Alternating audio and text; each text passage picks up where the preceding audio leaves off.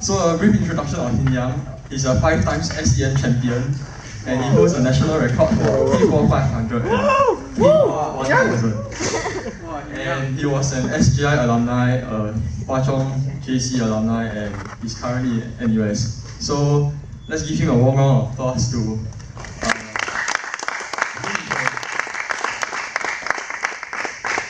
You can hear, right? Yeah.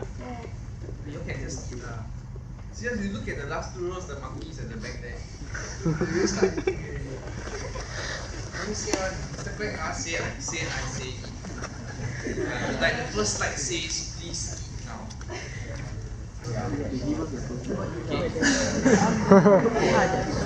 Okay, take photo, then Mr. Quek say.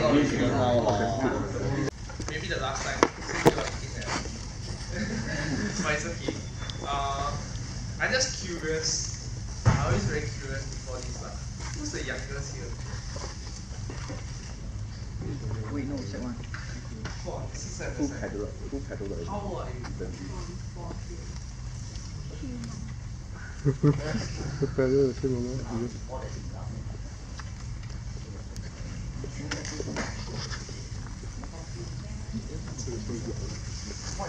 Okay, because when I was doing these slides, right, then the stupid NUS people had to remind me of something.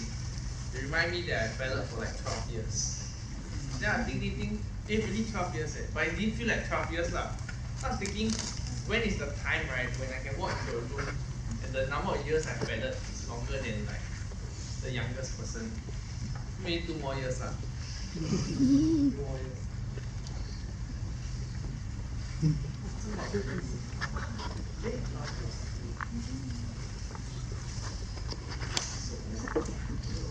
Okay, so today, this one I'm going to talk about. I'm going to talk about my balloting side. Probably won't touch much about studies if that's what you're wondering. Even though last year I had a request from Mr. Quek to talk about studies, but I don't really study much. So then maybe it's like just 1 or 2 slides out of 30. But it's okay, you don't have to study too much. I'll say all these before Mr. Quek comes in. When Mr. Quek comes in, I'll say, you must study very hard. Okay, so how many of you all think it's going to be about medals? And the whole story is going to be about medals.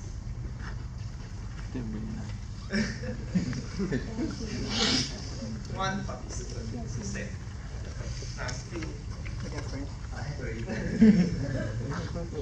Okay, this is probably, when I saw the picture again, okay, for me today, it's very beneficial. It's beneficial for you and it's beneficial for me. When I look through the photos again, I think through what I went through at that point in time. I try to think about message to pass to you guys, and I hope it is successful. And in doing the process, it is helping me reflect on some of the things that I learned. So that's one thing you can possibly do. And when I look at this, I honestly didn't look at the medals at the bottom. I don't look at the medals at the bottom. I just look at each individual and I try to remember like what's the race we had with each other. Whether we win or lose, most of the time you hear today is probably lose lah. If you ask Mervin to come here, he probably share a different story. This is more win. Mine is the other way. So maybe it's not something you expected from me. You probably expected more winning stories, but today you probably hear more losing stories lah. So that's to set the stage. So the next question I want to ask is, how do you all join Alumni? How many of you were picked by the teacher? What's the high school process? What? She from China? That's all we did yesterday. Really? Young Hui came from China, man? Malaysia. What's the youngest boy's name? Yeah, 1, 2, 3, 4, 5. Oh. So how do you get chosen?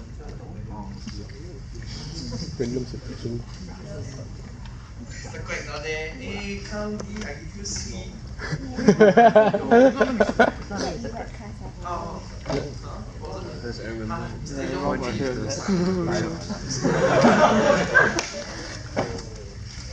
like honestly, like how were you chosen? Like, was it like your friend say, hey, this sport quite fun, let's go together, or like you see like the college side of pretty girls in?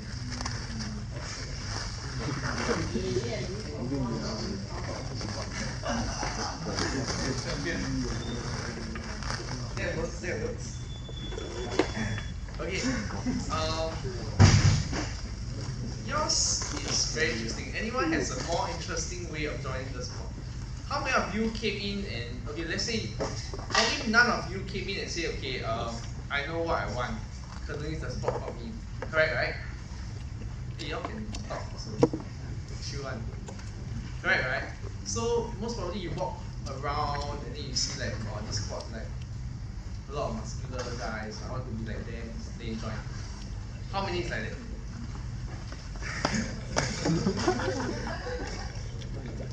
Then the girls there, it's like, oh, this sport the easiest CCF one.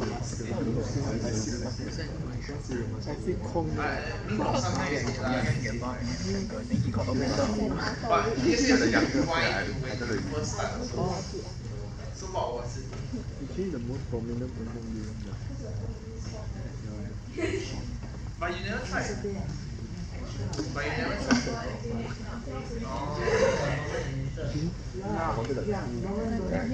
Okay, so when I first started out, right,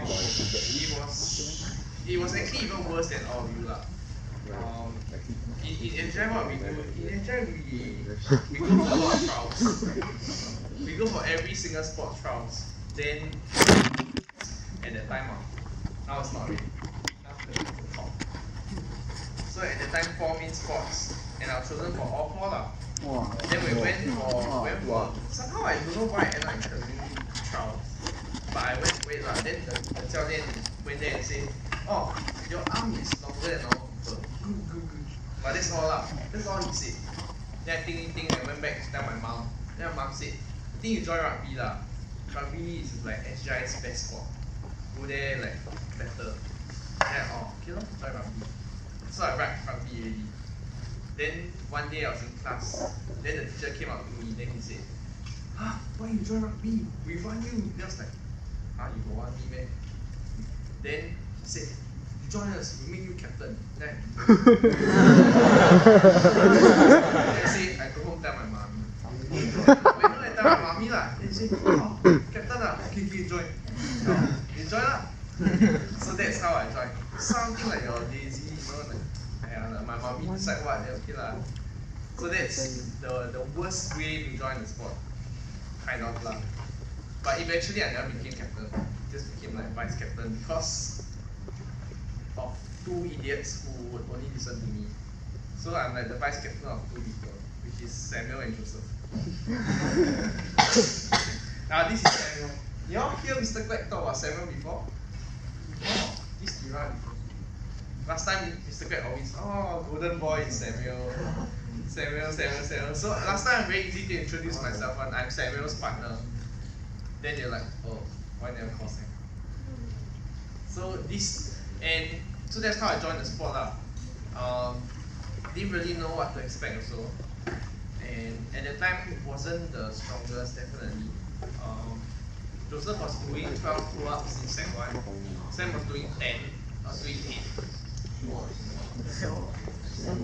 Yeah. Then that was Sec 1 lah. Okay, later we'll continue updating year by year. Then we were just average lah, I guess.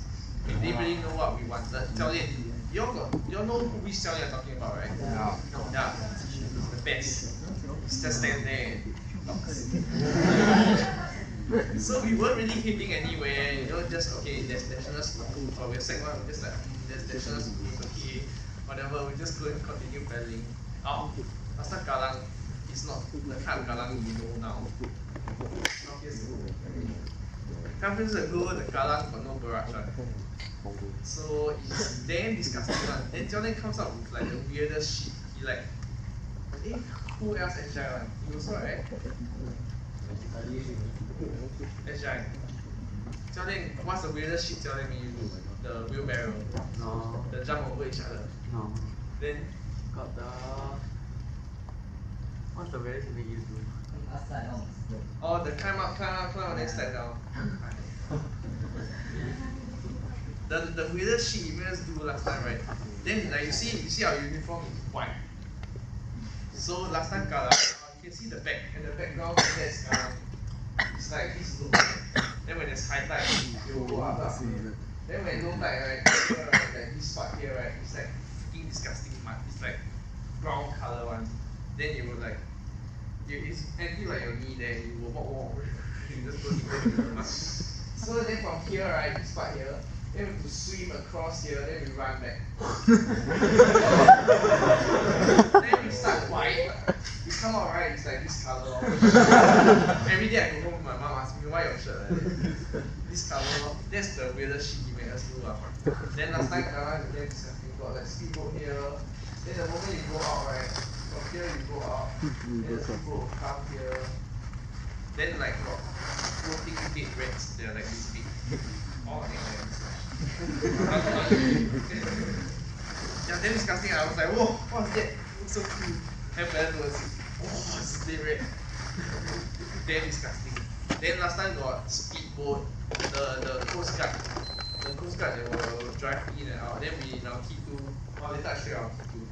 Actually now lah. Yeah, I mean our T2, then we will like try to chase the Coast Guard wash. No lah, just doing like weird shit lah. Like hitting nowhere, stuff like that lah. Then why the previous slide was a partnership of chance, right? Because that's how me and Sam got partnered up. It's the most unscientific way of partnering someone also. 教练 partner you how? Say 啊，你这个有点帅，跟这个。Even worse. You got partner or not? How he partner you?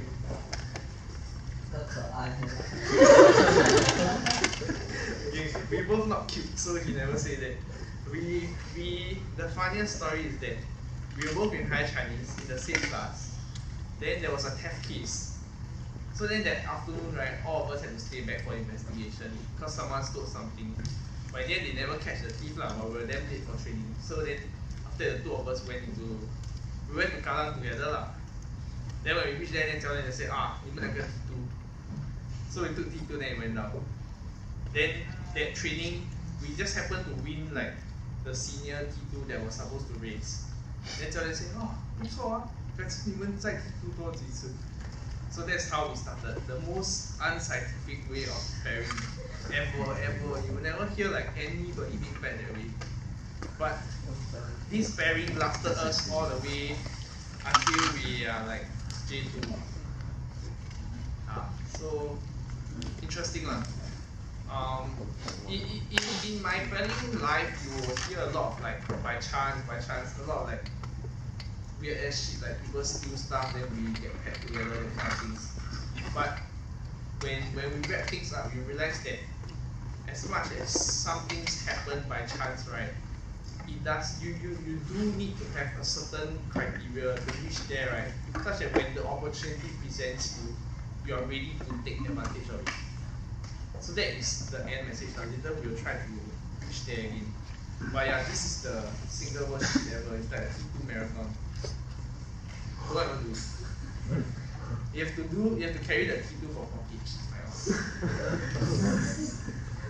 Y'all got 2 T2 still no? No, right? Got? Sec 1 lah. Oh, but last time when we do T2, it's a bit more interesting lah. It's like after a while we started racing all the JC kids. Somehow there's a stage whereby you can match them. Because when we are secondary school, we start getting better, our water feeling is better. But JC kids are stronger, so they start a bit higher. But because you train harder, you meet somewhere in the middle. That's from fighting secondary school kids, then we like, I'm gonna fight JC kids. We started fighting JC kids, we started winning JC kids, then we're like, whoa, that's interesting. Then from then, we just kept looking for different people to fight.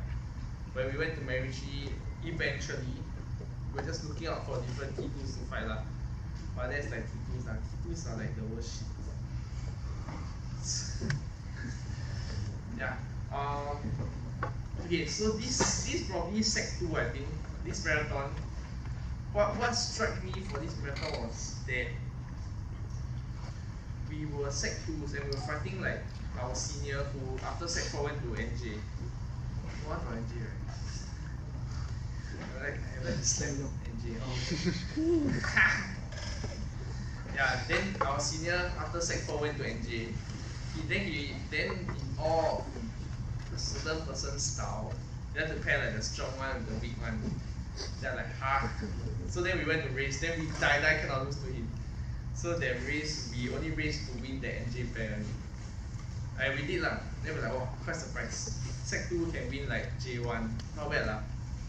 Then at this point we were training a bit harder. After we made national schools team, we were training slightly harder. When I think back now, right, what we did for fun then, when you slot it in, now training become very scientific. You must do this, you must train double session, 3 session, rest 1 time, this that. What this day do heavy, this day do light, this day do fast, this day do don't know what shit. It's more scientific. Last time it's just, you know, and especially Jiao Lian is the most scientific person. So our training was the most scientific. No lah. So then in the mornings we reach school about 7. We just go to a pull-up bar. Nothing to do. 7:30 assembly. Then we just do some pull-ups like monkeys like that lah. Then when I think back now, as we were playing, we were effectively doing pull-ups like every day. We just didn't internalize it lah. So it's really about how you frame it in your mind. If you think that, oh, it's a chore, every day I have to go there and do pull-ups, then it will always be a chore lah. At that point of time, I was lucky that I had weird friends, really like the weirdest friends lah. Just meeting there every day, every like afternoon we see each other, we'll be like, oh, tomorrow you go to the bar, right? The pull-up bar. Yeah, then we just go there. Then as we grew older, we started doing like more and more stuff. Then if you put in the scientific manner, it helped your paddling lah. We're doing like muscle up already. We didn't know how to do. Then we asked the gymnast to teach us how to do. Somehow lah, it's just weird. When I think back, it's really like I ask myself lah, is that how you spend your childhood? But yeah, that's how I did lah. Then we were very competitive after a certain point. Sec 2 we were doing, I don't know about the rest lah. I think they did slightly more than me. But Sec 2 I was doing about 20 pull-ups really. So from 8 to 20, just by every day, I think every day about 20, 30 only. Not a lot lah. Just do a bit, then talk, then do a bit, then bell ring, then go back in line up.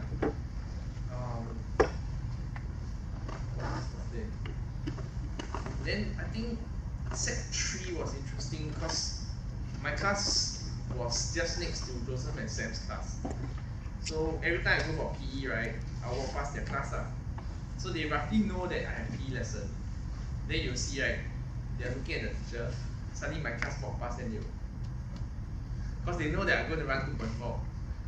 Then they will just continue that whole period. Then when my class comes back from PE, right, they will all look up, waiting for my 2.4 timing. Then when I tell them my 2.4 timing, like I hand signal to them, then you see. And they don't need to listen for the rest of the class. Then their PE lesson, then they will go and try to beat it lah. So that's what we had going lah. I think somewhere Sec 3 they stopped competing with me on pull-ups really somehow. We got lazy lah. So after that point, I was on my own lah, just doing my own pull-ups really. But before that, it was just a very friendly competition. You don't really need a lot of people. Not that you're excluding people outside the team, but it's just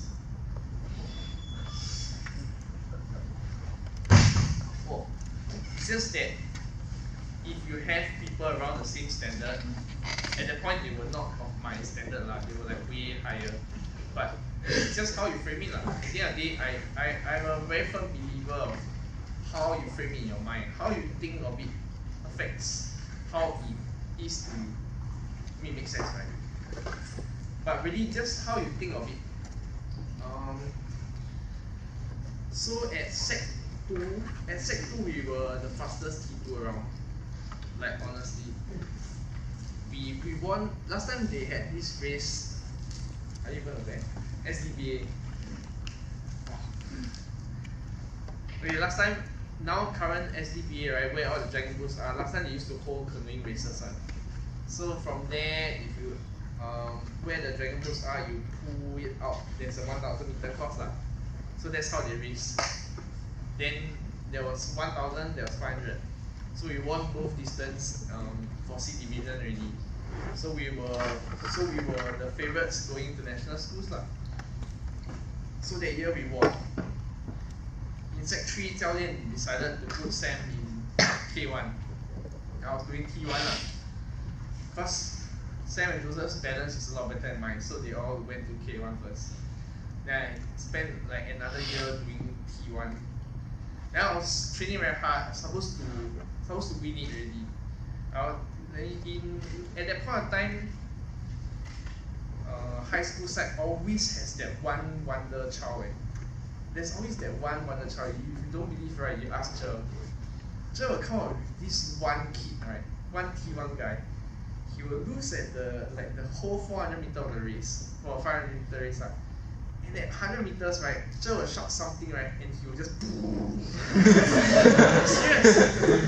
serious. So that was like I spent the whole year, right, just to beat that guy. It's always a different guy.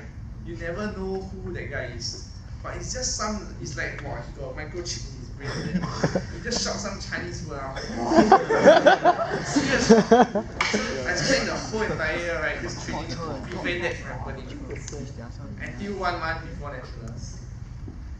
The month before nationals, at the time NJ just started their IP lah, but my friend failed to go over for IP. So then he came back to SGI. So then Jiao Lian put him in T1. It's supposed to be my event. Then he just said, oh, why don't you go and do K1? So the last 1 month to nationals, I was just balancing up. I was just trying to stay on the boat. Then I went for extra training just to balance on the boat. And I seen balance after when I went to the race was okay. It's just not as good as the rest of them lah. The rest of them were flying already. So that national schools was quite bad lah. I didn't make it past the heats for the national schools. So imagine this is like you are a gold medalist in Sec 2, expected to win in Sec 3, and 1 month before someone drops the bomb lah. So I asked myself, and after I got kicked out of the heats, I spent like the rest of the day, because you know when we got national schools, you don't have to go to school one, right? Then someone just said, oh, I got a race. They just go there and they park. Oh, maybe y'all don't have. Someone here then maybe don't have really. Yeah, but we had lah, so we go there lepak. Then all I did on the finals, on the day that I'm supposed to be racing, just help people carry boat, white boat, scouting lah. Then I just asked myself like, I told them like, do this race for me lah.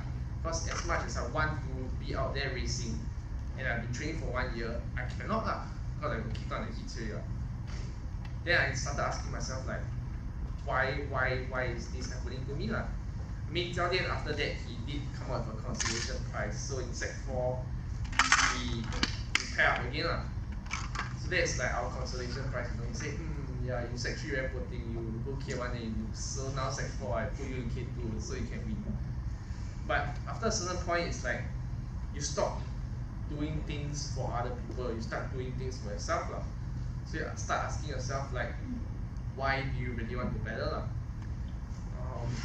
In what was meant to be like the worst year, right, in Sec 3, because after nationals I was like, seriously, like, you do this to me, why should I continue pedaling? So I didn't really want to pedal anymore lah.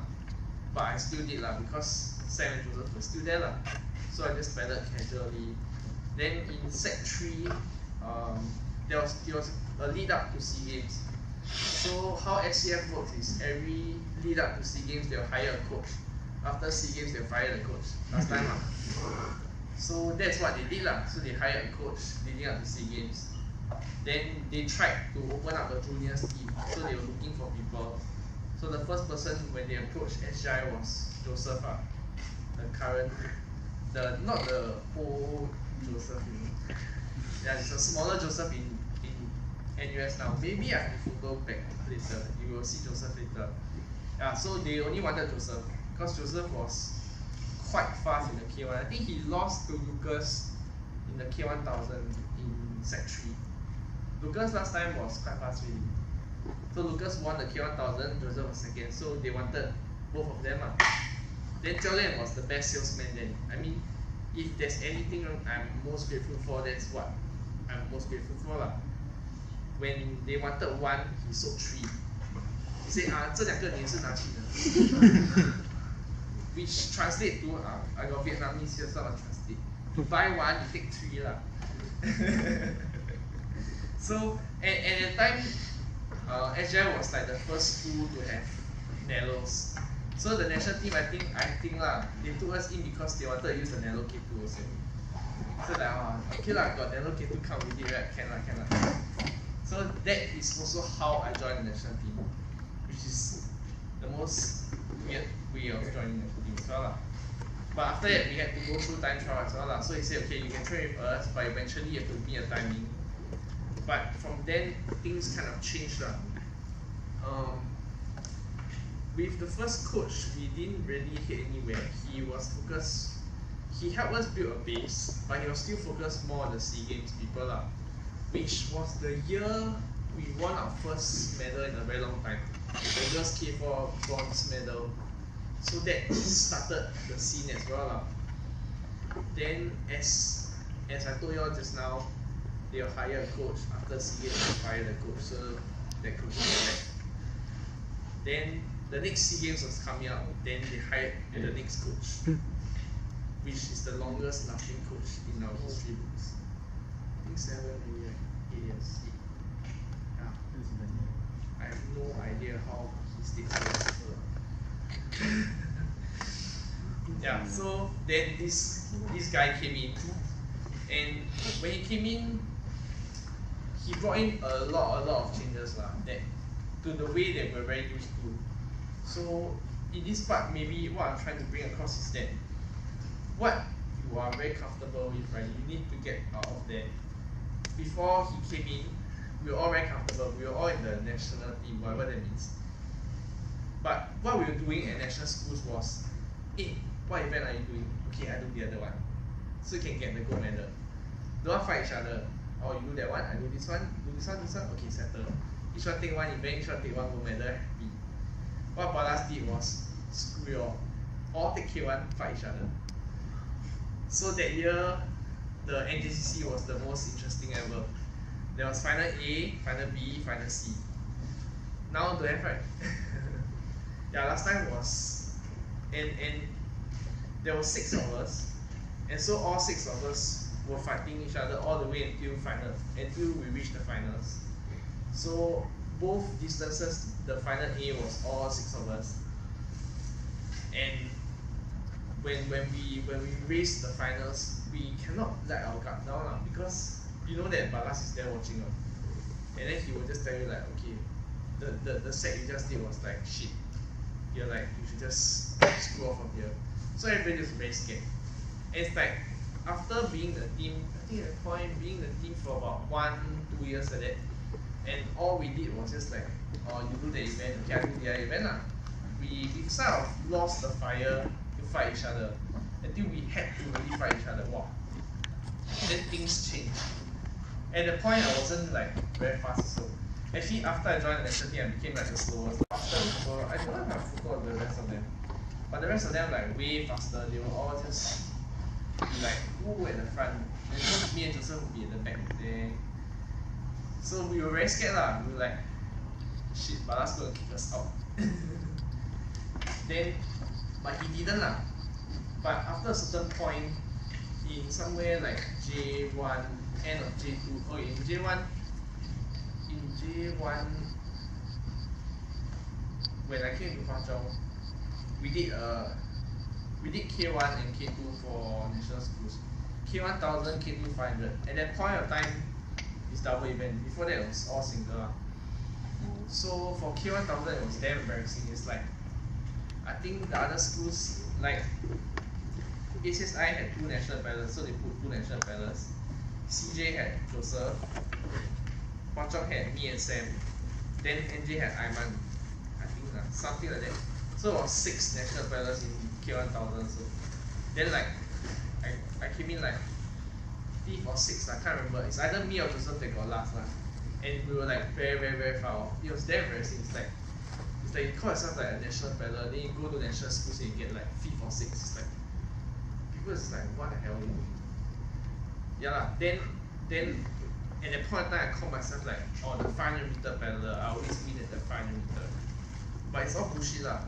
When me and Sam paired up for the K2 500, we were supposed to win gold for the school. But we didn't lah. We lost to like Daniel and Lucas, who were like clearly 1000 meter paddlers.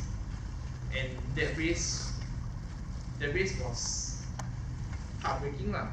It wasn't like a close fight. We thought that we were 500 meter paddlers, so by right we would have started faster than them, but they started faster than us. And there was no way that we could catch up with them. So that was like a very loud wake up call for me lah. And I didn't take it very well lah. So after a while I went back and think about it. Then I decided that I was very tired of being slow lah. I didn't want to be at the back anymore. So I tried to do something about it lah. Yeah, so it brings me to the next point of starting somewhere. So where I started my second charge was somewhere J1, NJ1, being one of the slowest in the national team really. It's like really one of the slowest really lah. And I was very sick of it. I didn't want to always be at the back eating people's wash. And there's a story that I shared with other batches lah. Maybe I should share it. When I came to Hwa Chong, it's like wow. After boys school, like wow, very fun and so many girls. so then play. Then didn't really study lah. I don't study one. Only study one. So play a lot.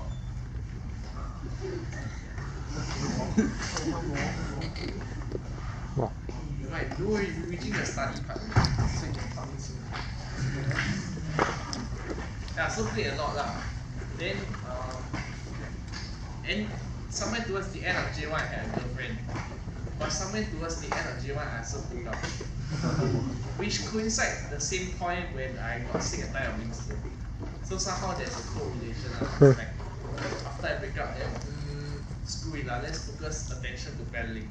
Sort of lah. It's not I'm not saying that if you have a girlfriend you can just break up so you can get faster. No, it doesn't work that way lah. It doesn't work that way. Just because you break up with your girlfriend doesn't make you faster. Yeah. Like a lot of them are all married, they are still very fast lah, like overseas lah. And a lot of the national paddlers are attached. Yeah, but what happened to me was that I think after I broke up, I had a lot of time. So I started thinking of like what was I doing with life in general lah. Not that in J1 I asking you to think about life. Don't have to think so much lah. But I was just thinking of like what am I doing with my time? Suddenly got so much time. So I decided like, okay, why should I try to be faster lah? I don't want to be at the back all the time, eating wash, feeling like shit. Then you know Balas is like the kind of like, it's like, oh, you better like a girl, this and that. It's like, so that's when I decided to start focusing on training as well.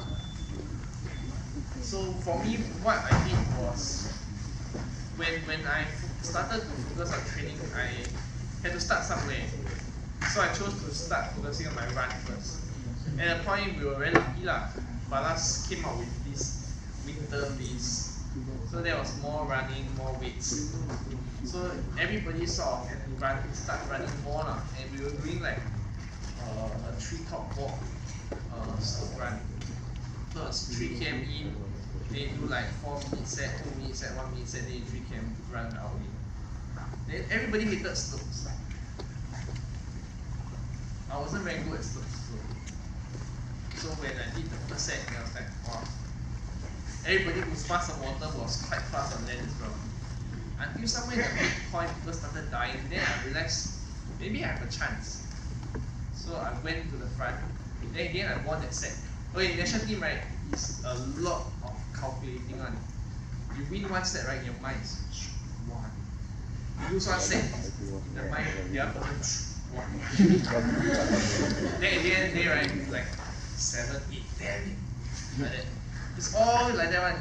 You think on the surface it's not right, but it is like shit. Yeah, so in my head for that, yes, I won one run. So then the next week, when the run program came again, I tried to double that lah. So I start, okay, now I'm gonna win 2 sets. So the whole training I was just thinking, how do I win the second set? So okay, I think okay, maybe this one I can win. This one, this when people more tired already, so this one can win. This one I think also they tired already, then can win. So that's how I started lah. So 1 became 2, 2 became 4. After a while I became, how do I win everything? So that's how I started. Then when I could almost win everything, then I'll say, okay, let's try something else as well. Keep being good at run, and let's try being good at weights as well. So then I focus a bit more on weights as well, a bit more weights. When we're doing like time sets, time or something, I have to hold it there, I have to put in rep by rep by rep, just to be better than others. So eventually my weights was, I think not the strongest yet, second strongest yet. Then the last step for me was the water lah. So but even though I had the run, the weights, it didn't really translate to the water yet. The water was still quite bad. It's very hard lah. It's very hard to translate it directly to water. It still takes some time. So for me, it took a while. And at that point of time, right, there was one person that was very important. Not this one. Unfortunately, not this one. Larson. Who's that? Who's that? Who's that? Who's that? Who knows? I'm the one who knows. That's my neighbor. It's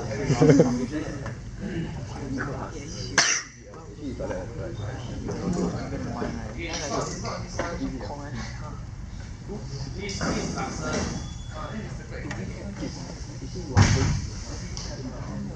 It's not this one, but actually this one. Really. Because, okay, so when Suzy came in, right, she was also like the biggest piece of shit lah. I'm just thinking about last words. Why y'all laugh? Yeah, she was like, it's like a small girl like her. Nobody would expect her to be in a spot like this.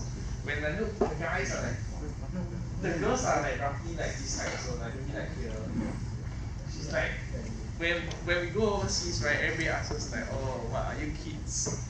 Because we are already damn short compared to them lah. But this girl is a real fighter lah. She came in, everybody was just like, ah yeah, she's gonna quit lah, forget it.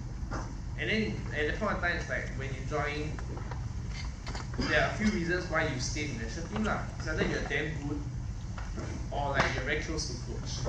And coach like, oh, you're friends with coach, then okay, maybe you can stay a bit longer. So Suzy was a friend of coach. Started off as a friend of coach. But what Suzy helped me was, because I was at the back, coach always give feedback to the people at the front. So it's like feedback, and then the back was like, oh, see you all tomorrow. So I always don't have any feedback one lah. So I was, in a way, I needed encouragement to keep going on the water as well. So that's when I got Suzy to help me ask coach how I did on water on that day. So then Suzy will tell me, oh, today was this set was really better. So from then, that's how I started looking towards improving my water as well lah. The same way I improve my land, win one set first, then two, then four.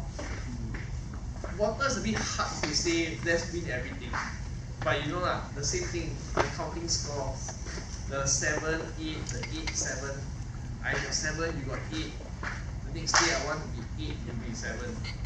So don't care if it's 80%. Okay, this 80% set you will do normally, but at the point it's mostly squeeze lah. So it's really like calculating, even though like it's a 3-minute set, 4-minute set, stuff that is way longer than what I normally have to do. You have to think of different ways you want to win. That's your end objective. Think of ways how you're going to get there. How you're going to ration your energy. You have to do it because you want to keep scores. But on water, while we are keeping scores, on land, the moment we end the training, right, is what we had then was very good lah. We'll just turn around and like, hey, that set you lost to me, what happened? Like normally you won't lose to me lah. So what happened? Are you tired or are you sick? This kind of things lah. So as a team, that's why we train the team one. And that's why it's very important that this keeps growing the team lah. When you are fighting with each other, you are keeping scores, everything, you know how the other person is doing. But at the very next moment, when the training is over, you have to be teammates again. You have to look out for each other, because if you start burning people off, you say like, I just want to win him, to stop. Eventually you reach a point whereby you are the only person at the front there, and you have to do every single set by yourself. Then it becomes mentally tiring. That's the difference between training yourself and the team. The team, some sets you're up, some sets you're down. When you're down, you see someone else going up again, you feel like, I cannot let this set down. I cannot just waste this set. So you will still hold on and try to keep that person. But when you start burning them off and like just say, you're not important, I win you already, it's fine. You just go to one side. Then you end up in a situation whereby you are yourself, you're just alone lah. And that is, I won't say I've been there, but it's really very hard to train yourself lah. When we are in the army, we tried that. It drives people crazy. So that's what we had then, and that's how I started improving lah. What was the major or the bigger breakthrough then was, I think J2's and JCC, like what I said just now, Bala's brilliant idea of having everyone reach K1. So everyone was in the finals A. Just that this time I still wasn't ready. I had K1000 and the K2000 like just after that. So I was asking Bill. I said, Bill, I got K1000, I got K2000. I don't think I can win the K1000. Should I just pedal normally and just focus on the K2000? Then Bill looked outside. Then he said to me, no, look, the storm is coming in. I think after your race, you can run. So you just back. Maybe after you get to rest. Then somehow I bought that story lah. But eventually it did. There was Cat 1 lah. Then the K2000 was like pushed back by about half an hour, 1 hour. Right? But what really worked for me during that race, when I really give everything right, was that I was doing a distance that I never thought I could do well in. And I was beating 1000-meter paddlers who I thought they will definitely win me out. It's like there's no reason why a 1000-meter paddler would lose to a 500-meter paddler. But at the end of the day, it's how you think of it as well. If you think that you are a 500-meter paddler, you will always be a 500-meter paddler. You can never do a 1000-meter paddler. There is another example later, but I can share with you also. So it's how you think about it as well. Then eventually that race, I actually got second lah. It's like the best ever result. I got 1000 meter already. Never 1000 meter again.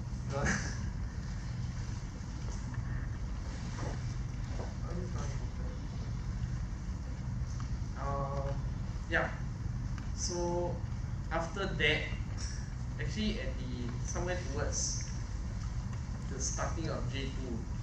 So every year Balas will ask us, what are your goals for the year? So every year we will try to think of something that is, that will fulfill his criteria, such that he doesn't think that you guys are like piece of shit. You only aim for like national schools, that's all. No aspiration at all, you should just quit. So we try to aim like something higher, but something that maybe, there's a probability that it might not happen, then we don't have to go. So we look through the whole calendar, then we see, World Juniors. Sounds like something that will please Balas. Sounds like something we also cannot go. Let's put it. So we put it, then we're happy, yes. We satisfied Balas. He's like, very good. He was like, very good. So what are we going to do for national schools? So we were still in the national schools mindset until this guy kept probing us to go further, to dare to dream. That was very important for us. I mean, in Singapore, I kind of feel like we don't really have dreams. We don't really know what we want to do. We just hope like, okay, you need to go to school. After school, after JC, you graduate, you go to uni. After uni, you graduate, you find a job. Then you just work. There's no such thing as like, do you have a dream? What's your dream? Are you chasing your dream? Like nobody says that. But in Hungary, they say it all the time lah. Except sometimes their dreams are all just limited to like canoeing, water polo, stuff like that lah. But at least what was fresh to us was they had a dream. And we're like, whoa, you had a dream. And when you have a dream, he empowers us to chase that dream. So that was very powerful for us lah. But then again, we were J2s. We're going to sit for A-levels. So how do we manage that? So that's why when we sat down and at the point when Balas came to us and he was serious about World Juniors, we were like, oh shit. This guy is serious about World Juniors. He took what our goals, the goals that we set for fun, and he took it for real. Now we're like, oh shit, how are we going to do that? But so from then on, we decided, okay, we're going to do that. Who's in? So from, I think the 6 of us, Sam decided that he was out. He felt that it wasn't worth it lah, so he didn't join us. So the rest of the 5 of us, we were saying like, okay, let's give it a shot lah. It's definitely not easy. We planned like at least 10 months. We started training for it 10 months in advance. So we decided, okay, our biggest chance is in the K4. So that's what we focus in lah. But we have 5 people. So from there we will have to choose lah. Like we have 2 distances lah. So we will choose. So I naturally assume that I'll be the guy who only did like 1 distance, either of the distance lah. But being in the K4 was good enough for me. So I just trained. And for 10 months, everything that we did, right, we were just thinking of the K4. What can I do to make the K4 go faster? This and that. So every single training was very deliberate. We were thinking, okay, this helps my K4 how? This helps my K4 how? So it was very focused. But we were J2s. Like I said, we were J2s, we had A-levels. So almost the whole time in J2, it was just better study. And like what I shared just now, after J1, after that, then I was just like, screw it lah. Screw that certain gender. Let's just better and study. So on weekends, after training, we'll come back to school. Maybe Mr. Black shouldn't hear this. Then we'll climb into a classroom. Then we on the aircon. Then my friends sit on the teacher's table. Then blast music. Then we do. Then we do until like evening. Then we go home. So it's like that for like all the way. It wasn't easy. Like before I flew, we had to go and find Mrs. Chin is still VP here. We had to go and find Mrs. Chin, my mom, and with last time the teacher in charge, and my form tutor. So many people. Then Mr. Ching was like telling my mom like, you know, like your son's taking A-levels, it's not very good for him to go, it's a very big risk, this and that. Then my mom's like, yeah. Then Mr. Ching was like shocked, like, huh, what kind of parent is this? Let your son go. And World Juniors was, I think, August or September, I can't remember. Like 1 month before prelims lah. Not that I'm suggesting that you should do something drastic like this 1 month before prelims, but it takes a lot of deliberate planning ahead of time lah. So when I went to Mrs. Chin, my results were not that bad. They were not good, but they're not that bad. Means I passed everything lah. So then what she saw my results slip, then she was like, oh, very good. You're quite consistent. I'm like, he is consistent. Yeah, so my grades all like E, yeah. No F lah. Then she's like, very consistent. Then I was so lucky when I went to see Mrs. Chin. Yeah, I shouldn't have talked. When I went to see Mrs. Chin that day, my math result came out for midterms lah. Then my form tutor was my math teacher. So then I got a C. It was like the highest grade ever in like the whole JC life. Then my teacher went in, then she told Mrs. Chin before that, so Mrs. Chin like, oh, your grades quite consistent and I heard from your form tutor you got C for maths. Then okay lah. I mean the school is okay with you going, just that if you have any like mishaps during A-levels, then the parents have to be aware of that lah. So my mom like, my mom so.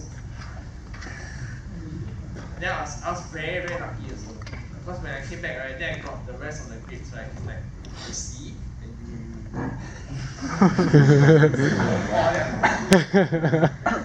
When I came back, it's like the whole time I just at the consult area I sit there, then the teacher will shift. And 1 hour later change teacher, I just sit there. Oh, change subject. But that's the price I pay.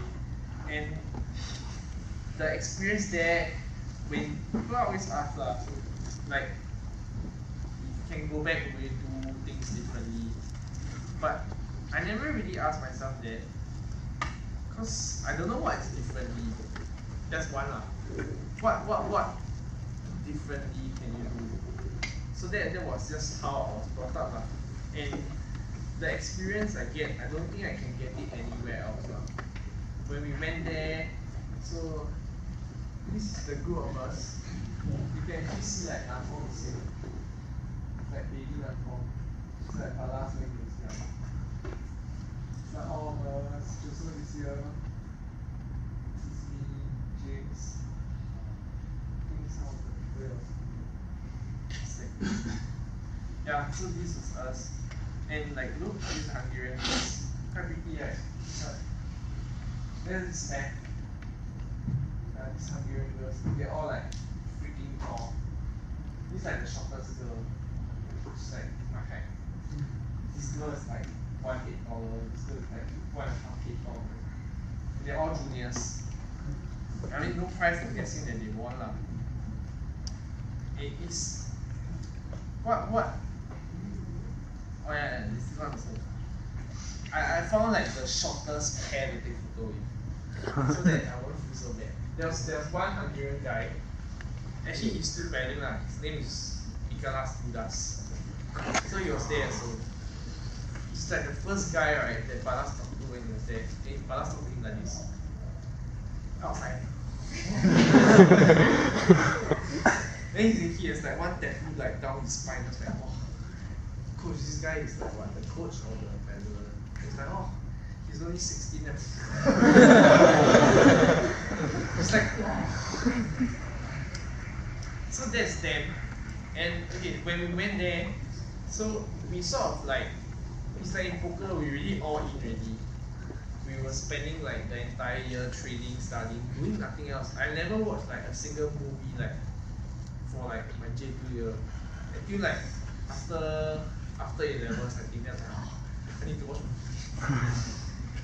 it's a very big contrast. Because when after I got DSA, really shouldn't be saying this. After I got DSA, then I was like, oh, I take a chill pill. So I go out and study, my friends study already, then I go home and watch movie. My friends go home and continue studying, I go watch movie. Then go out next day study, then go home watch movie again. That's a very big contrast for me lah. But so we really all in already. Every breathing moment was thinking of how to make the K4 go faster. And for us, that race was our best, but yet it wasn't good enough. It was the first time when we were racing, right? It was very exciting. It's that after the start, right, we were everybody else. Okay, we are in this race. You're like really, you know, some races, right? You're there just to fill in the number. Like boom, then everybody in front of you just I'll cross the line. So that's what we thought would happen. But that race, we were in the race. We're not just watching the race, we were in the race. Then it's like, it was in Russia. So in Russia, they had a lane at the side there, like the center. So the coaches will cycle at the side there and watch you. If you watch the video, sometimes got the coaches at the side. So this is one of the course, they cycle at the side. Then they will shout like some weird shit lah, you don't understand. Then suddenly you hear Singapore. Then you're like, shit, we are like threatening them. Like they are scared. Then we're like, oh, this is good, we are getting somewhere. So we helped with them. I think we were about like 8 or 9. But it was very close. It's like at 250 we crossed almost together, 500 we crossed together. At the last 250 we were still together with the rest. I think Russia or Hungary was in our race. They were doing like 3 flag, that kind of timing. So they were like one boat in front. You can see from the start that the moment the blocks drop, you see boom, one boat fly in. Okay, it's okay. But then when they shouted Singapore, it really meant a lot to us. We're no longer like that country there to watch a race. At the moment the blocks drop, then you are, oh, Adam you're there to race. You're really there to race lah. But somewhere like the last 200 meters, that was when we learned that we are really like kids there. They just went, we were like dead already. We were like dying so badly. We finished the race last, so we didn't move on from there lah. It was so bad. The race was, it's like really maxed out everything. Like the frontman, our frontman, after the race equipment talk, like his whole throat was so dry, everything was maxed out already. Then he just, oh man, then we're like, oh my god, you're gonna die. Then the race was 10 AM. When we came out, the best news came to us. After you lost your heats for the K4000, they tell you 7 PM is your K4 500. Like, oh my god. So we have our frontman like dying on the pontoon there, and then we're like, come, let's go back. And then we went back to sleep. When I woke up, right, it's like really like a truck hit you. But oh my god. We were supposed to reach there, I think 2 hours before. So we took the bus 3 hours before. But the bus 3 hours before got caught in a jam. We only reached there, I think, like 1 hour before. Because our warm-ups normally is like 1 hour before the big race. We reached there 1 hour before. Then we were like panicking. We don't know what to do. Because we always rehearse such that you will reach there, you have enough time to do whatever shit you need to do. 1 hour before you do a warm-up, you come back, you stretch a bit, then you go out again for the race. And that kind of race course is huge. It's really huge. It's like 3-4 km straight in one direction. From the launching pontoon until your finish line, or until your finish line, is at least like almost 1 km really. And then there's the warm-up lane, there's the race lane. No one's going to tell you, oh, the race is next. You always have to keep time from shoot. So it's a lot of like uncertainty. We don't know what to do. So when we reached there, we really didn't know what to do. We went there, we were like, okay, let's go warm up. Then we calculated the time. Maybe not. Let's just go out, prepare for the race, warm up, and then just stay there and then just race down. So we were like changing parade like, oh, go there, change. At first warm up attire. Then okay, no, let's let's go in racing attire. Okay, it didn't change. So it was very rushed lah. We reached there, we have to calm ourselves down and really focus. Because if you don't give 100% the heat, you get kicked out again. And that's it. That's the end of your race. You spend like one entire year training for it. You feel like a few hours just to lose and then go home. So that's not what I wanted lah. So we really needed to focus. Eventually we lost out by 0.03 seconds.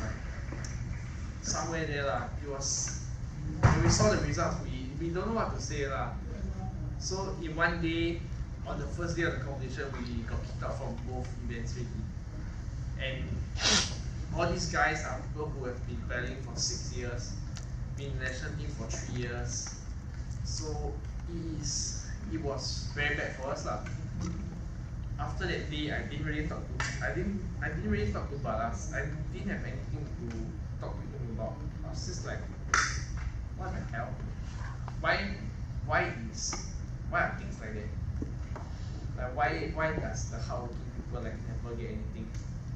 I mean, on the other hand, the girls they managed to make it through all the way. Eventually, they made it all the way into final B. I think they got 8 in final B, which is quite good lah. It's damn like good for people who battled for like 2 years that kind. So we just keep comparing. I mean, it's natural what. On water, we're really counting scores. When we went there, we will compare ourselves lah. Not that we were putting down on people, but we were like asking like, why is this so unfair? Like, why are the girls like they only train 2 years and they make the final B? We like spend our whole life dreaming about this, and then we just lose at the heats lah. It's like nobody is going to care like you went to World Juniors because you lost in the heats. We wanted to at least make it to like semis and make a real impact lah. So those are the questions that we kept asking each other. We had like these famous like emo card games. We play. Last time we always like to play cards. So we played cards in the corridor until like 2 AM, even though we were damn bloody tired. Because we just didn't know how to deal with it lah. So on the last day when we went to watch the finals, I went to ask Balas this lah. Ask him, why did we lose? Like why does it have to be this way lah? Then just nice the girls final A. Our girls came in final B, so the final A race just ended. It was so close. So the third and fourth placing, right? Nobody could tell. So both were caught for boat control. They were both at the pontoon there lah. Then they were looking through the video again. It was very close. I can't remember the timings. Then eventually, like the official went down to tell both crews like who won, who got third and who got fourth. Third means you get a medal. Fourth means nobody cares about you. And instantly, right, at that instant you can see the vast difference. It's like the crew that got third, right, they celebrated as though they won the World Championships. And the crew that got fourth, right, it's like their parents died or something. And they were just 5 meters apart. Then that was when Balas told me, it's like, say, just look. It's not just you. It's like, you guys are good, but you don't have luck. But sometimes that's what you need as well. For that crew as well. The crew that got fourth, they were not far from the third crew. Sometimes just a matter of like that last bit, that little bit of luck, which we lack. So when I look back, whether I regret it or not, because we lost in that sense, it didn't really matter to me lah. What I saw there is really different. I saw people who were like way taller, who were way faster, people who really dedicated their whole lives to it lah. And I learned important stuff that normally I would not learn in class lah. You really learn to lose. You really learn to you see it even at the lower level, the third and the fourth. For someone to win, someone has to lose. And when Balas said that, it really made sense to me lah. When without talking to him, I couldn't make sense of it. But when I think back now, it's a very, very valuable lesson for me lah. From then, I set my A levels. it's one of the most fantastic nursing of the uni. Then after that, I decided, okay, the school was very supportive of me, and I had some time, so why not? Why don't we try to go back to the school lah? At that point, we were transiting between coaches. Yeah, so we had a transition period lah.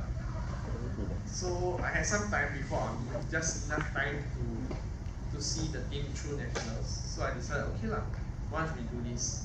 By the point of time, it's not easy lah. In January, when Mr. Guy approached me, I was like, wow, some like post A-level fat block like that. I said, okay, I'll try to go for training and see how. The first training was so bad, it was in Kallang, right? I ended up like paddling beside the C2 trying to look important. Because I cannot keep up with like the K1s and the K2s. It's like, paddling beside C2. Like, Then from then I started training up again lah. Then that's when I met the first batch, and they were very, very, very hungry. To this day, they are about the most hungry people I met. It's not just like one or two individuals in the team. The whole team was really in sync. It's like you have people coming up to you constantly.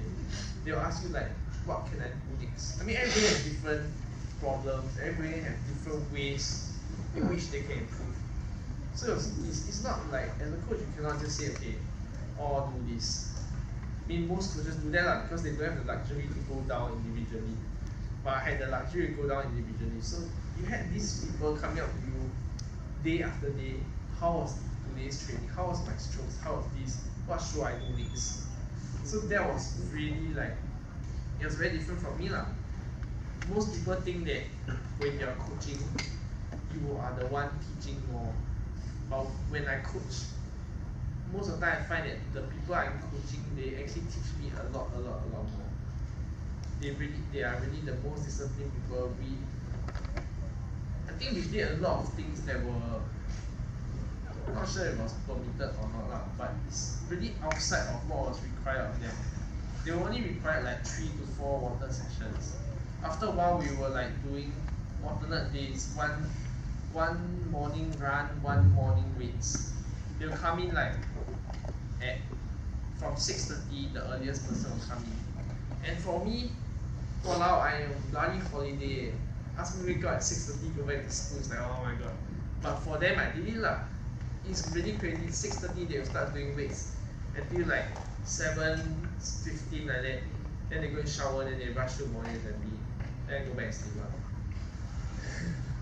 Then after that, they will do slope runs, they will do weights, they will run. Then in the afternoon, they will go and paddle.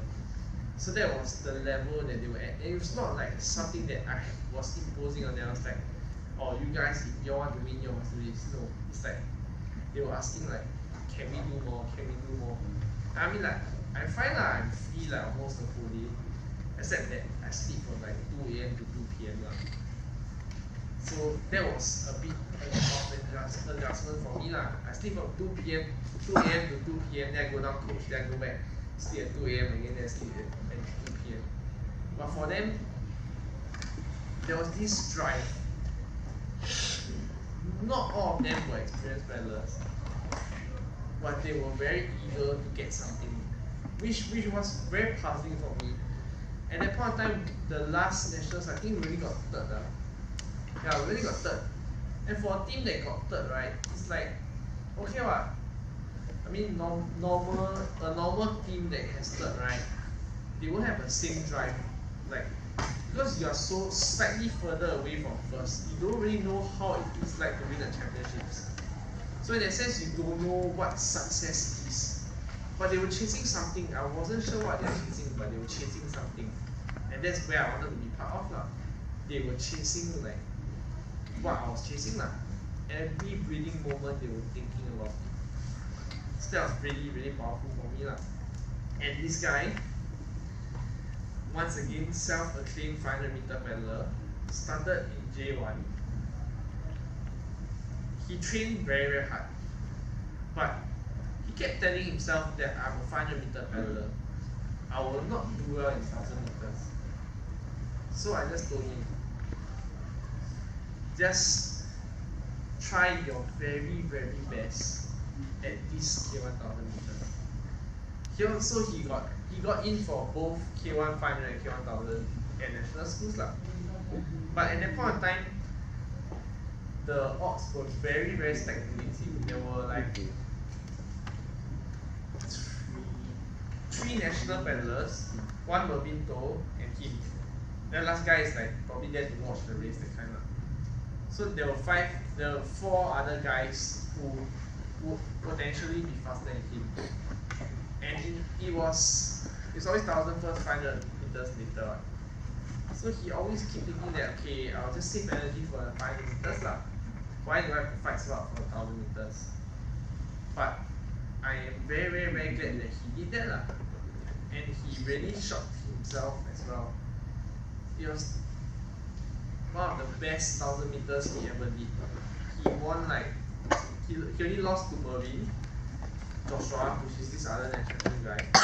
He actually won like 2 other national paddlers. For someone who started in J1. And I'm nowhere near the coaching capabilities of Balas. So definitely his achievements, right, it's not because of like, wow, a wonderful coach I am, this and that. It's just purely because he wanted something that, even though he thought he's not a 1,000 meter paddler, he just wanted to prove something. So that was really amazing for me. It's like the power of hunger. How hungry are you? Yeah, then of course there's our golden boy as well lah. That was him. It was J2. It was small. That was like huge. So that was my after J2 coaching experience, a very short one. After that, army, it was nothing much. Then the next time we got to go overseas was when I first went to NUS, the first year. When after I came back from army, I went back to the national team for a while.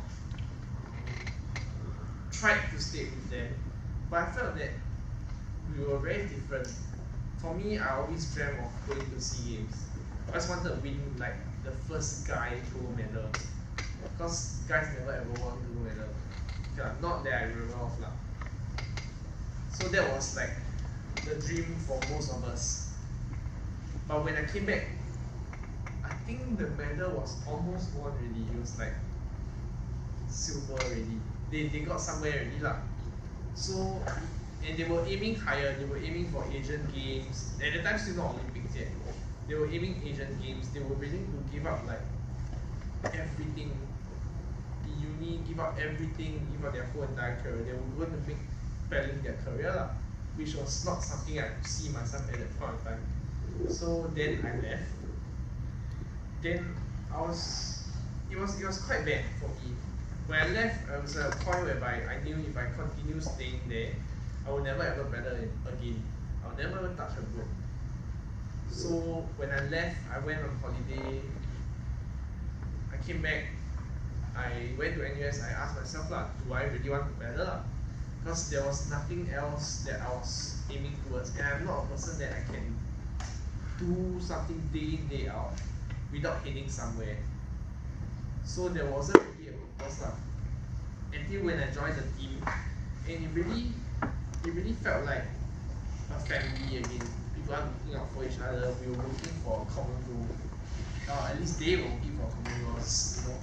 You know, it feels good to be back in a family again lah. So I was there without a goal, just paddling lah. Then when I took over as the captain, it was a very different learning experience for me. I really learned a lot more than I was actually teaching. I didn't really teach anything lah.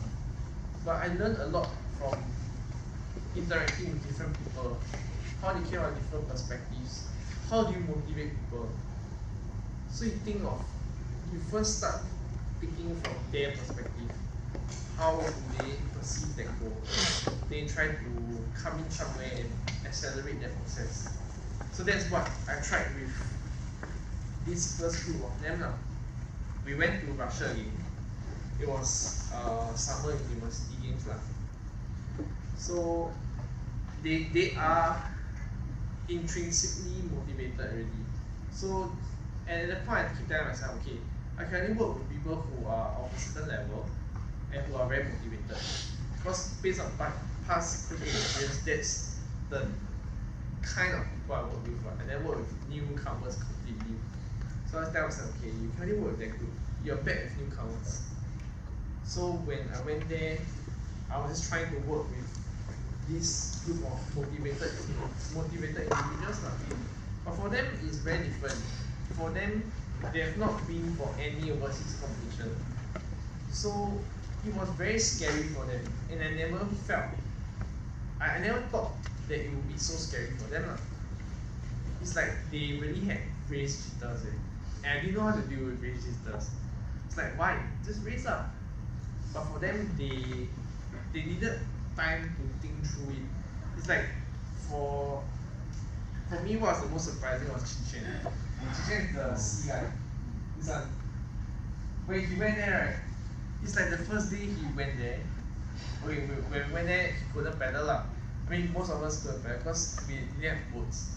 The second day when we pedaled, we were alone. The other countries haven't arrived yet. The third day when we pedaled, the other countries arrived. He like shed bricks. He saw like all the rest of them. He was like, oh my god, I'm gonna lose. I'm gonna miss. It's like, oh my god, dude, you flew all the way here. You're telling me this now. It's like, yeah, I don't want to miss. Yeah, so it's a very different thing. You always learn different things when you put yourself in different environments. So from there, we have to work things out with him, try to calm him down. Eventually, he's currently one of our fastest sea paddlers. He won silver at last SEA Games. So, I mean, when you look back, right, it's very easy to say, oh yeah, no, because he went for this, and now he's such a good paddler. But it's not the case. It's like, when I was doing the slides, then I realized, wow, we got like 2 SEA Games athletes here. But those are just labels. It's not really that important. Who they were as a person was built upon by the experience that they had. So who you are as a person is really based on what kind of experiences you have. What kind of experiences you're willing to subject yourself to really go outside the comfort zone.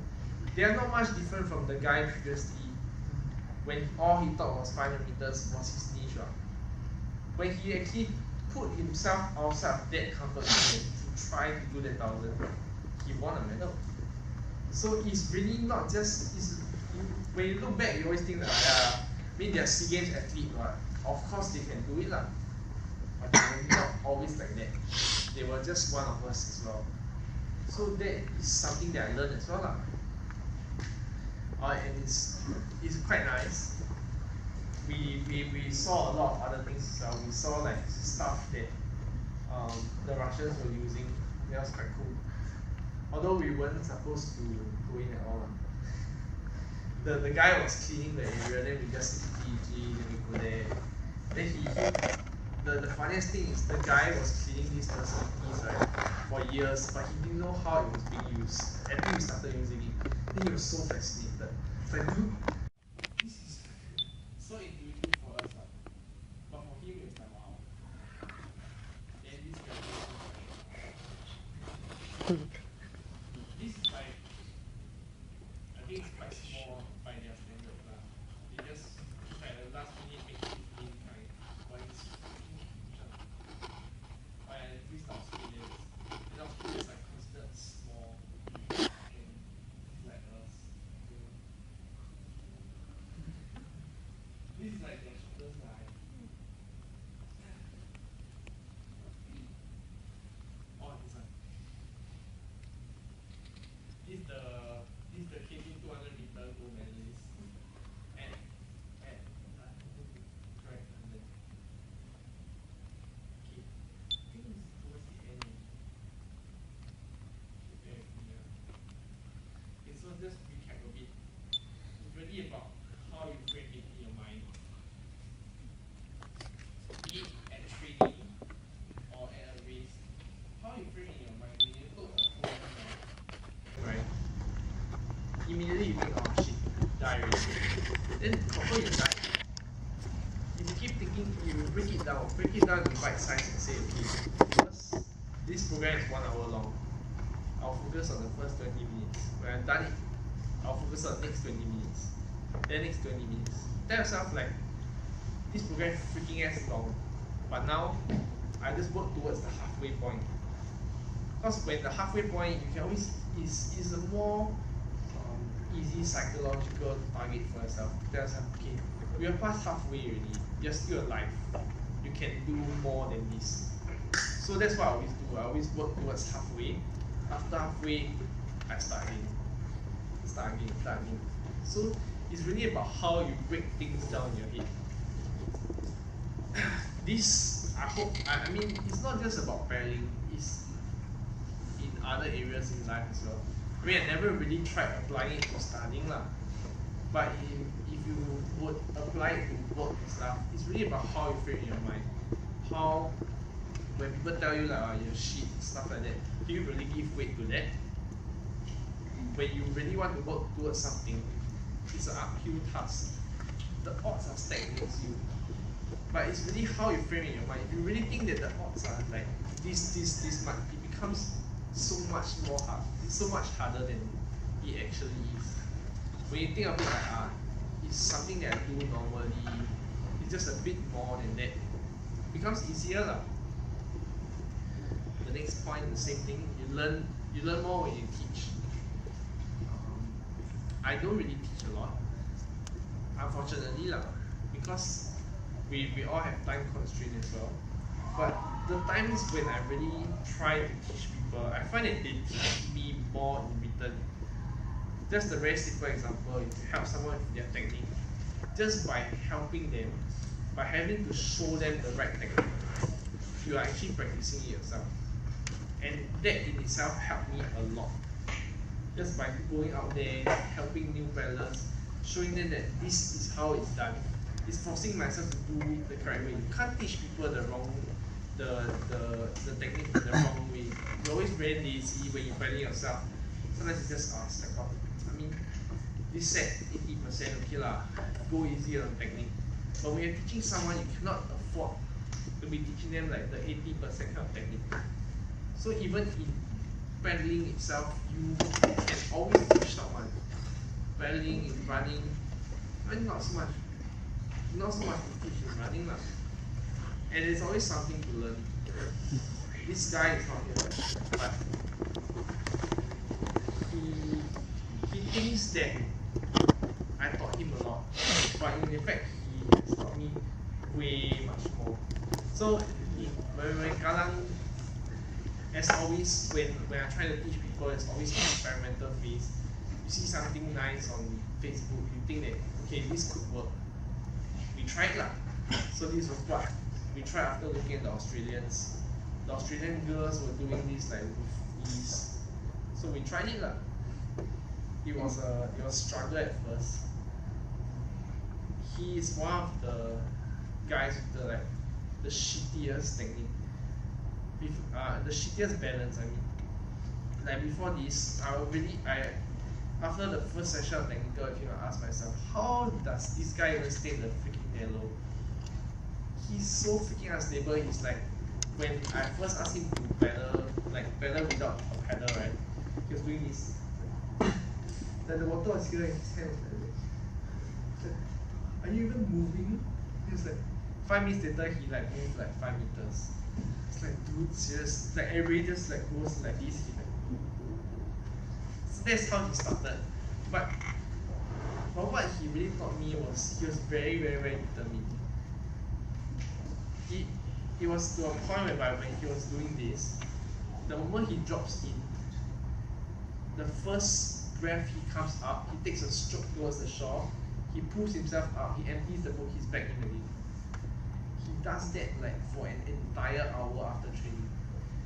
It's like his friends can't disturb him, they're with their paddles, they push him to the water, he gets into the water, he swims to the shore, he takes his boat, he goes to the other end of the boat, he does it there again. I was like, at first when he got pushed into the water by his friends, he took his boat, I thought he was done for the day. I was like, okay lah, I'm also quite tired, let's call it a day. He went to the other end of the boat, doing it. It's stuff like this. You never expect someone you're teaching to be teaching you in return. But you never know until you try. And most of the time, they'll teach you a lot more. You can ask your teachers then, right? He has to say yes. But they really teach you a lot more. And I think this is the last one. It's the most important one. If you have a goal, have a dream, don't ever give up. This is also the race that I'll never forget. Was when I went back to coach also. This race was tight. It was really one line. It was K2 500 meters from the start until the finish. You can see the first boat, and this is the last boat here. So it's like just one seat that separated 4 boats. Really, no one knew who was going to win. I don't think any one of them knew until like they crossed the line. Even like from people like us when we watch, right, no one knew who won. Until the very last minute, you still can change the outcome. This is exactly the race. It might not be the same kind of closeness now, but really, even at 100 meters and 50 meters, you think the race is over already, it can still change one. There are a lot of examples, but I kind of forgot so. But this is really the one that I remember the most. Yeah, so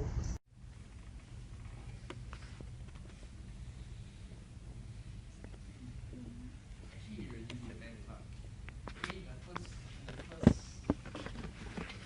first part of the question, right, is like how do you approach training?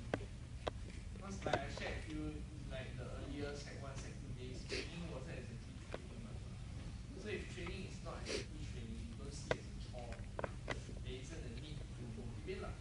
But when it becomes more serious and you feel like a bit more drained, and you need something to motivate you, talk to your teammates lah. That's what they're there for. We all have ups and downs.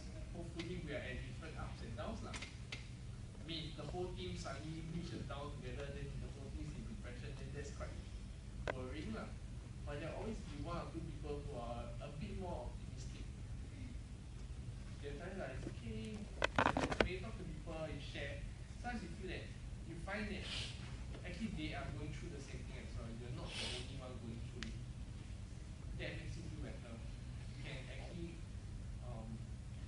continue working with them and say, okay, let's try to get out of this together lah. So you check on each other and say, okay, what's our first step? What do we do now? Next step. There will always be stagnating. You will always stagnate at some point on. But how you get past it is by working with other people, trying to get leverage on each other, leverage on others' energy and stuff, positivity to get out of there. And actually, in general, I'm more positive towards my own training lah. Sometimes it's shit, then too bad lah. It's done already. So I'll just move on to the next day again. If it's still shit, it's bad, but too bad it's done. We cannot do anything about it anymore. But what we can do is to change how you approach it that will affect the future. So that's what I feel lah. I always just disregard whatever's in the past. How I will not let it affect the future lah, because the future is more important. If I let it affect the future, then I'll have like 1 entire week of shit trainings. That's even worse. Then my problem from 1 session becomes like 1 week, right? Or another way you can go and do something that you're good at.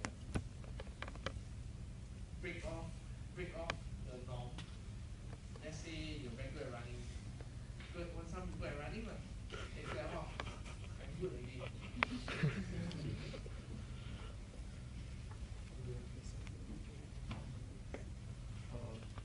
What do you mean? I was quite burned out now. It's like, because here's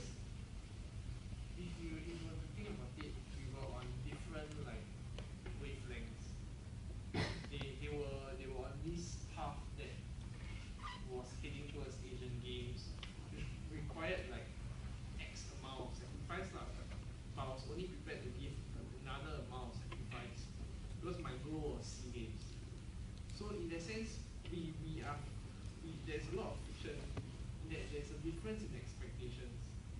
They are expected to give a higher amount at trainings, whereby because they are going for a new level already, whereby I'm not so prepared lah.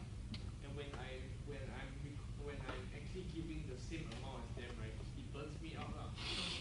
And I mean after army it's very different because you basically lose everything lah.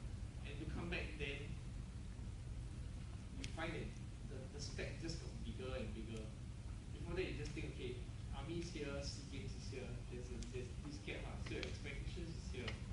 When you come back you find that, oh, they're aiming like here already. The gap gets bigger and bigger. Then from there it started burning me out lah.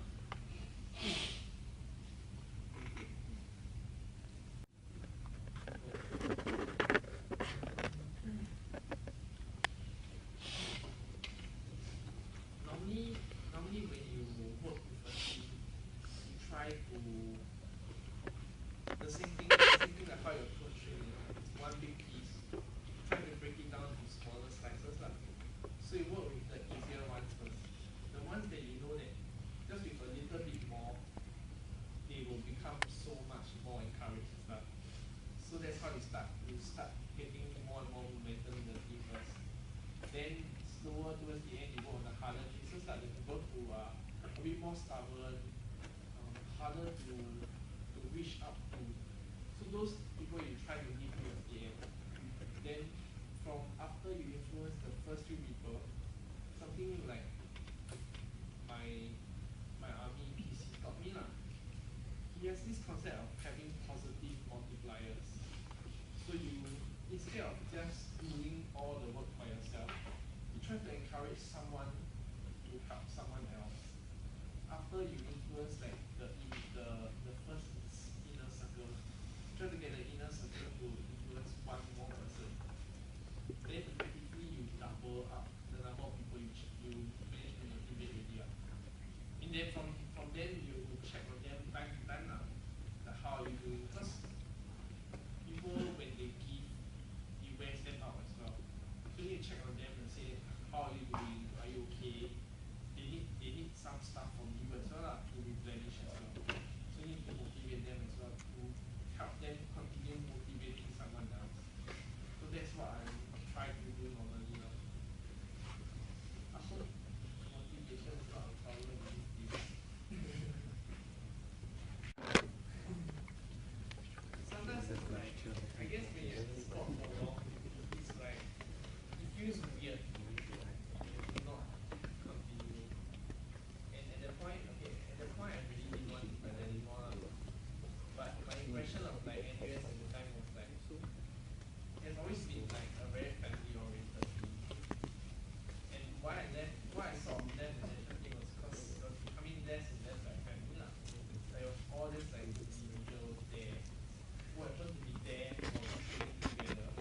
After that we didn't share much. We were no longer checking on each other, stuff like that. So when I considered joining the NUS team, it was like more family lah. But they operated more like family. They talked for each other. So I was thinking like, okay lah, when I first joined, I didn't think of racing. I was just like, why don't I just paddle with them lah? It's easier to paddle with someone than to find your own time and then go and paddle yourself. So then that's how I started lah. But eventually, I feel that like with my experience could be better utilized lah, like to help other people achieve their dreams lah. Like when I had my dreams, I had the luxury of meeting the right people who could bring me to achieve my dreams. So when I saw that there were other people with dreams as well, it was only natural that I wanted to extend my hand as well. So sort of that's why I continue.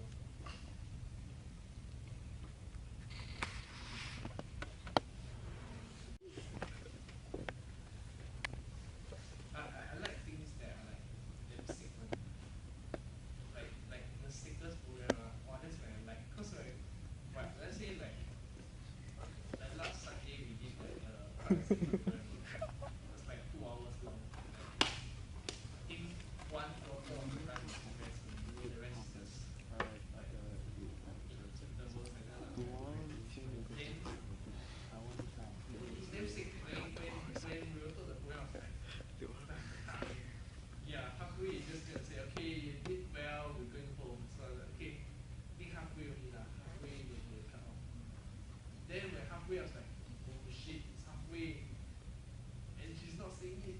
But